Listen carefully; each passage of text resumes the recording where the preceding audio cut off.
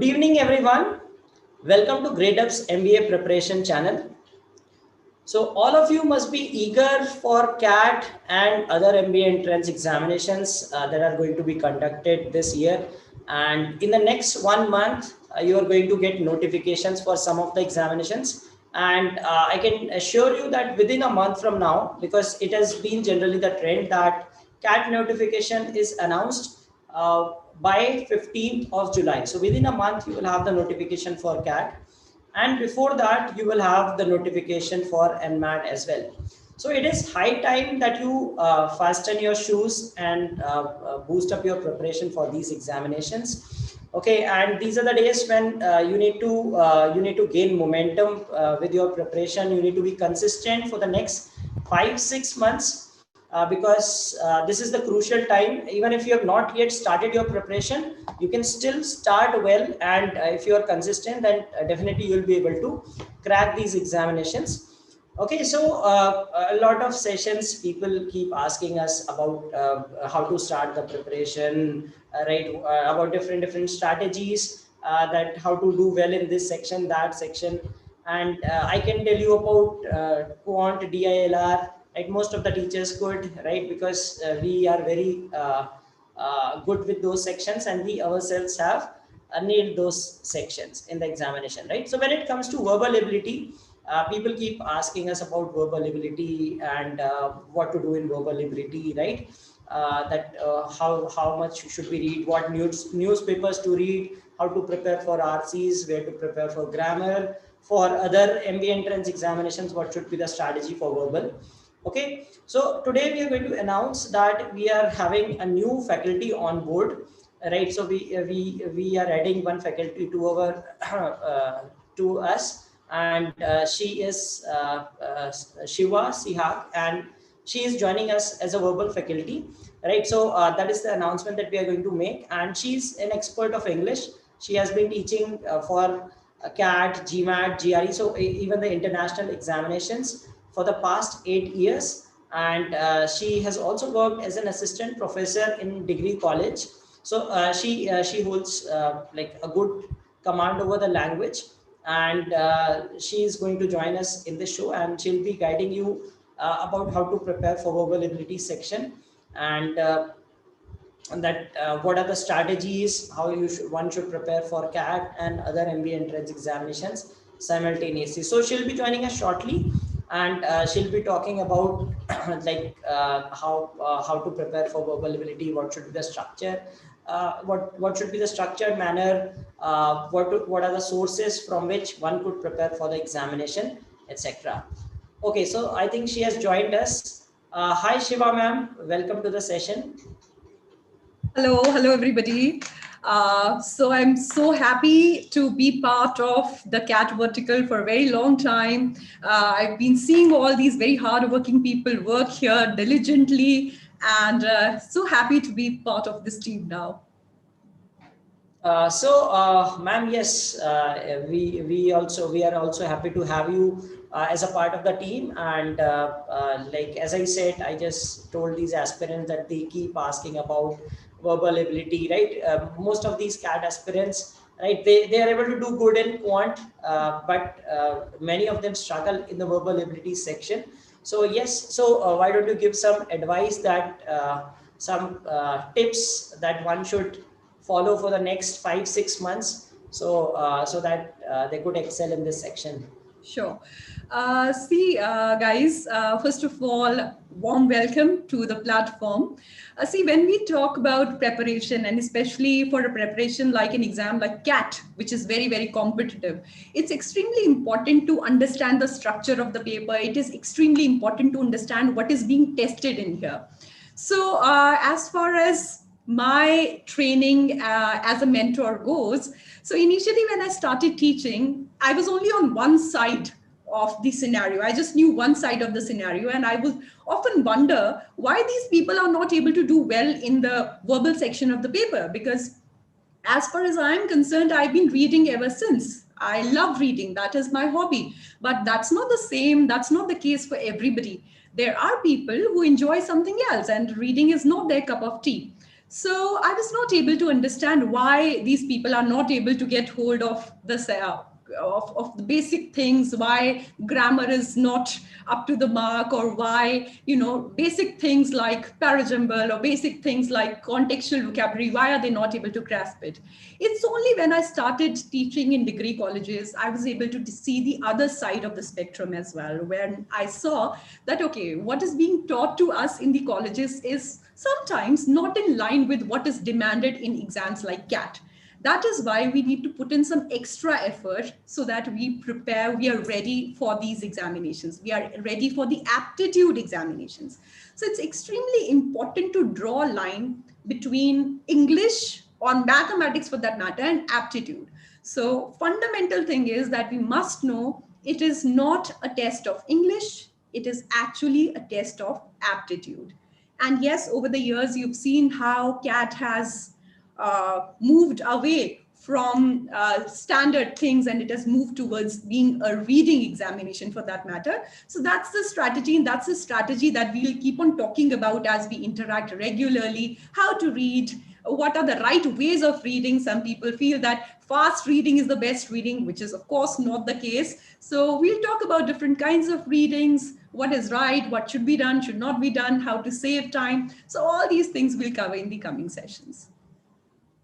All right, yeah, well said that CAT has moved its pattern to a very standard one where it focuses mostly on reading based questions. You see reading comprehension, parajumbles, parasummary, odd sentence out, all those are things which require just reading skills. They do not expect you to know, don't want you to be a grammar pandit or someone who has vocabulary like Shashi Tharoor. So they just expect you to read. You should have a logical structure while reading, and that's what it is needed, right?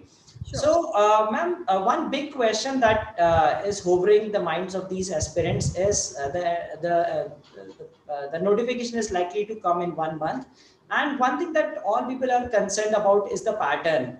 So for the past few years, the pattern has been a 3 hour examination, which with 1 hour to each of the sections. However, last year they had changed the pattern. So a big question is, will the pattern be same or will it revert to the old one?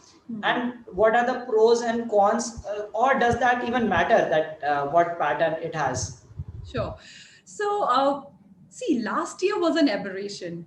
Be it the exam, be it any aspect of our lives, last year was not a normal year by any measure for that matter. So, since we don't know how the lives and how this virus is going to impact our lives in the coming future, we can't really predict. So, if the same situation prevails, we can expect that probably same pattern as in 2020 will be there. And if the situation improves, certainly, it's likely that CAT will go back to the previous pattern. But I don't think that it's quite important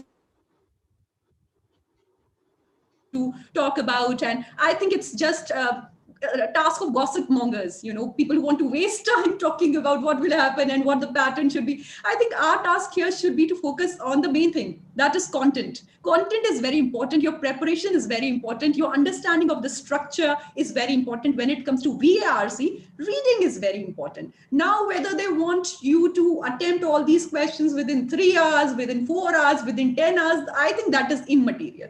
That is a secondary thing. That's not what the high percentile holders will bother about. What do you think, Pranav sir? Yeah, I agree to that. Yeah. Because see, it's the pattern. It's a fair game for everyone. So if you go with a 2 hour pattern, so it is going to be same for all the 2 lakh aspirants. So it does not matter. And anyway, the scoring, it's a relative score. It's not that some absolute number that you have to get. So it depends on the percentile. So of course that won't matter. So be it any section, be it VRC, quant or DILR.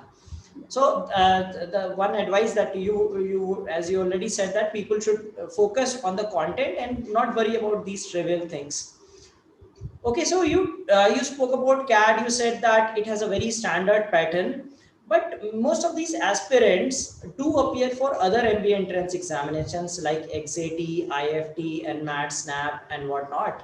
However, the pattern of these examinations is still that consists of a knowledge-based thing, like testing you on vocabulary and grammar.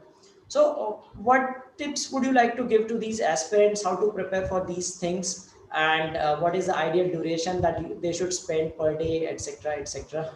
Sure. See, what we've seen is that beat CAT or beat any exam in the country, what we see and what we observe is that the movement is towards the towards following the international exams. So they are trying to mimic, wherein I don't mean the word mimic in a wrong way. They are trying to follow the suit of these international exams, wherein reading is fundamental, and on the basis of reading, they try and evaluate your aptitude. Whereas there are still certain exams which test and evaluate you on your mugging skills, your mugging ability, how much you can cram, how many words do you know, and how many grammar rules are you aware of. See, we can entire day, we can sit and argue whether what is right and what is wrong, but we have to, in the end, accept the reality. Yes, there exist certain exams which test you and evaluate you on such measures, and it is only wise to prepare for the same. So the basic thing, fundamental thing stays the same, that your reading has to be right. Right methodology has to be applied while you're reading. You don't have to blindly read anything. You have to be an active reader. You have to evaluate your reading simultaneously. And apart from that, when these exams test you on grammar rules and you're reading regularly, you develop a sense of right and wrong. So basics are covered, but then of course, some amount of time has to be given to specific preparation. For that also, what we have in mind is that we are going to do specific sessions so that we are able to cover the ground when it comes to these exams also. Also in terms of vocabulary, yes, these exams test you on vocabulary. You must know multiple words, and to cover the same, we have certain sessions in mind so that everything is covered and nothing is actually left out. So for these sessions also, Pranav sir, like you guys do in mathematics, in QI and everything, in your quant classes, etc. So in English also, we will give extra sessions, special sessions for all these examinations. All right, so ma'am has already planned certain sessions for the upcoming months, right? We shall be having sessions on vocab as well as grammar. Okay, so one more question, ma'am, that when it comes to CAT, if you see the main examinations like CAT, XAT and IFT, if we see the trend, and CAT has generally five RCs, right, the standard pattern. So what we see is the RCs are from different genres, right? So for example, like they might have something from philosophy, some from some American history, some from science and tech, etc. However, people do not have interest in all these genres. Maybe I might be interested to read some article on business, maybe on science, but I do not like philosophy or arts or psychology. So how to develop interests in those genres? So I would address it in. I would make 2 points about it. One is your liking. I like something. I like reading about arts. Like reading about psychology. That is one part of it. But the exam would not always cater to my liking. So I have to understand that. So therefore, I will have to venture outside. I will have to venture outside of my comfort zone. I will have to expose myself to different types of reading. So, for example, the exam might test you, like you said, very rightly said, about arts, about Renaissance, and one might not have even heard the word. What to do then? So still, I would say, still there are ways of figuring out the correct answer. This is point number 2. Point number 1 is that you will have to venture out, but despite your venturing out, there might be a reading comprehension in the exam about which you don't know anything, or you've never heard that word. What to do then? So one has to understand that you don't get marks for understanding or enjoying or relishing the reading comprehension. You get score for marking the correct answer. So you have to be very, very objective. Being objective means that your personal likes and dislikes should not interfere. That means even if I don't like the reading comprehension, I should have the ability to come up with the correct answers. That is something that we'll talk about, we'll discuss in the upcoming sessions. Certainly. Also, Pranav sir, one more thing I want to add, that for the coming days, for this week itself, we planned several sessions for the students. So 6 p.m. on the app every day. 6 p.m. I have some sessions planned for the students. which are based on fill in the blanks, contextual vocabulary, and parajumble. So I would urge all of you to start off with those sessions, and then in the upcoming days, at our standard time, that is 12 o'clock on YouTube, we'll have the regular sessions.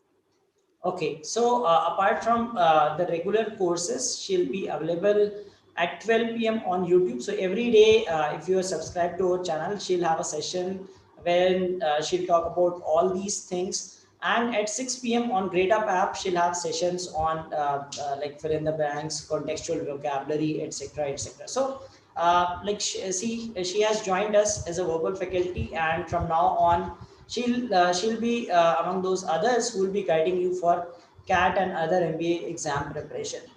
So let us see if any of the users has any queries. Let's search for them. Right, if someone has some query, can ask us those. Also, I Uh, want to, so in the meanwhile, while you look at the queries, I want to kind of clarify that 6 p.m. it's this week only, right? So tomorrow, starting tomorrow, we are going to have 3 sessions till Friday. And YouTube probably will start in the next week, not this week. So don't wait for the 12 p.m. sessions. We'll have regular sessions, but I'll have the sessions next week. Yeah, so if if the users are subscribed to our channel or they are active on our app, so they'll start seeing your sessions and will definitely gain something out of it, right? So so in the meanwhile, like if you do not have any queries, just I mean a few things that everyone wants to know. Some of the good reading sources, as you said, that reading is very important for all these examinations because that is the basis through which you build your RC skills, and also you get some hint about like solving parajumbles and other stuff. So what are some of the good reading sources that one must use? Yeah. So one can talk about many sources for that matter. Of course, everybody says that you should read newspaper every day. That is your everyday go-to reading source. But apart from that also, because we've seen the kind of sentence structure that is there in the exam, we need to go beyond that. So you read newspaper every day, that to the editorial section. But apart from that, there's a very good source called AL Daily. That is Arts and Letters Daily. So at one place only, that's a website that compiles articles from different sources. So at one spot, you get articles from different sources, from New York Times, from Economist, from different sources for that matter. And these articles are of different genres. So you'll have something about economy, you'll have something about Renaissance and arts, you'll have something about philosophy, especially the topics that students generally are not aware of, or they don't enjoy generally. So that is one source, that is my go-to source. So rather than looking at this and that, you go to that place and you will find everything there. You don't have to waste time in sifting material. Okay, so she has mentioned about one source, AL Delhi. Yes, that even I recommend sometimes that this is the source from where you can find different genres, because for cat, especially like if you talk about just about cat itself, it is very important to have diversified reading, right? You need to Absolutely. read from different genres, philosophy, arts, modern history, ancient history, right? Science, tech, etc. So this is one source, one go-to source from which you can read about different things. Okay. All right. So I don't think not many users have queries regarding it, and of course, when they watch your sessions, then definitely they'll ping you with queries regarding exam preparation, and also like how to like all those whatever you teach, right? Some grammar rules or whatever you will be teaching to them. Right. So yeah. So it was launch of Shiva ma'am, and she has joined us. So we welcome her to the team. And from now onward, she'll be another member who will be assisting you with your MBA entrance preparation. Thank you so much. Thank you. I'm so happy to be part of the team because I saw that I've been following the channel for a long time, and I see how very diligently, very meticulously is everybody has one single focus. That is how, in the best manner, how can we help the students?